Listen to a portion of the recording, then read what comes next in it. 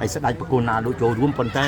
រូបដែលឆ្លាក់ដែលក្មួយដែលថតហើយនឹងបងប្អូនក្មួយល្មើ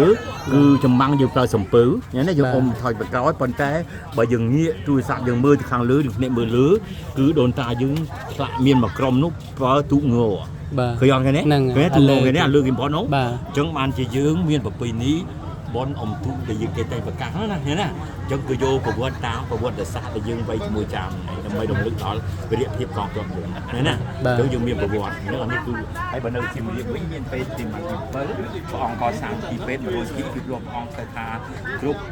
កូនចៅព្រះអង្គទៅពីសង្គ្រាមមានទុំបាយព្រះអង្គជាជំនាញទទួលខុសត្រូវយើងរួមមកក្នុងនាមជាម៉ែឪគឺលើកថានេះគឺទីពេទ្យហៅធំរូបស្មានៃនេះអំណាចយកប្រពន្ធមកទៅពេលនេះគឺសារនេះមានគឺសារនេះស្រស់បែបនេះគឺឆាកមានរឿងគ្រប់យ៉ាងហើយតំណោះមានរួមមួយទៀតដែលខ្ញុំមិនចាំអត់នោះទេគឺមានធម្មតាអញ្ចឹងទៅសង